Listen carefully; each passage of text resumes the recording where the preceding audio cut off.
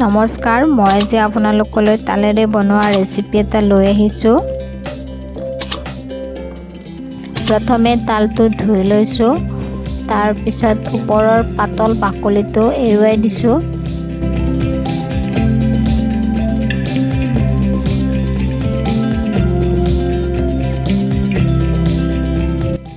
মাজেৰে এনেকৈ ফালি লৈছোঁ।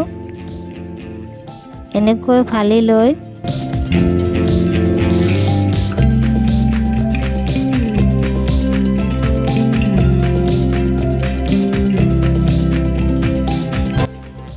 সালাড বনোৱা চেকেনাৰে প্ৰথমে ৰুকি লৈছোঁ গুটিকেইটা।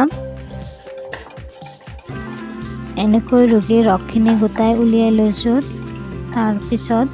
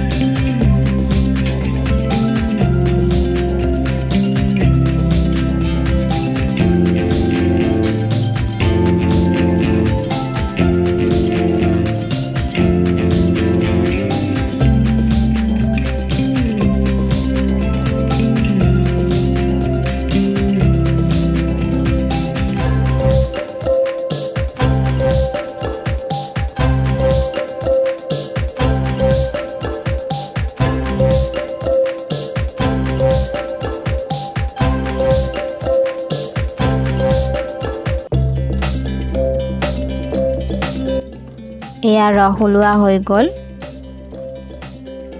ৰসৰ অনুমানে মই আটা লৈছোঁ প্ৰথমে।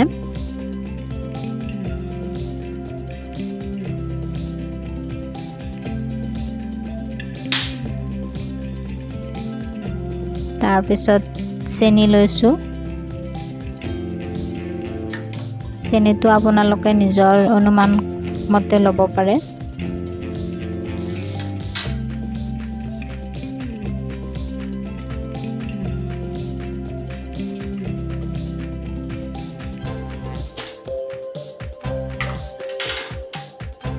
এক চামুচ চৌদা দিছোঁ। গোটেই মিশ্ৰণটো ভালকৈ সানি লৈছোঁ। তালৰ ৰসখিনি ঢালি লৈ মিশ্ৰণটো পুনৰ ভালকৈ আকৌ ঘুটি দিছোঁ। কিছু সময় এনেকৈ ঘুটি থাকিব লাগিব। এয়া মোৰ ঘুটা হৈ গ'ল। এতিয়া মই তেলেৰে ভাজিম। মই মিঠাতেল লৈছোঁ। আপোনালোকে যিকোনো তেল ব্যৱহাৰ কৰিব পাৰিব।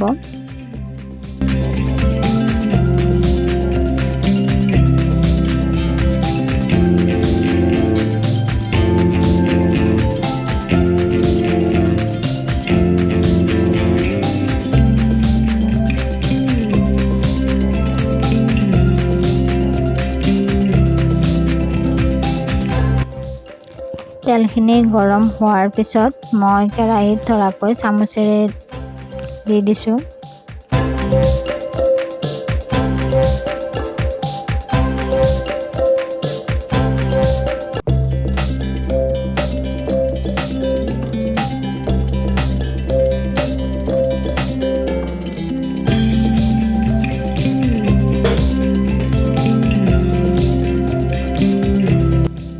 ভালকৈ সিজিবৰ কাৰণে মালপোৱাকেইটা উলাট পালাট কৰি দিলোঁ।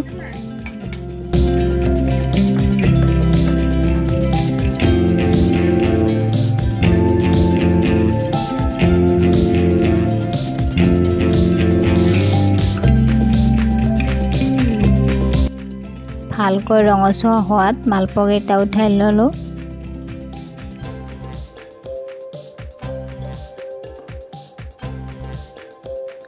মই আজি সহজ পদ্ধতিৰে তালৰ ৰসেৰে মালপোৱাকেইটা বনালোঁ, বেছি খৰচ নোহোৱাকৈ। তালৰ ৰসেৰে মালপোৱা খাই বৰ ভাল লাগে। আপোনালোকেও ঘৰত বনাই চাব পাৰে।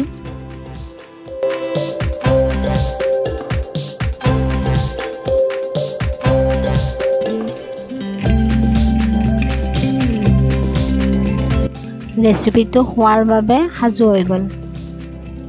ভিডিঅ'টো চাই ভাল লাগিলে লাইক কৰিব আৰু শ্বেয়াৰ কৰিব, আৰু যিসকলে প্ৰথম চাইছে তেওঁলোকে মোৰ চেনেলটো ছাবস্ক্ৰাইব কৰি দিব আৰু বেল আইকনটো বজাই দিব।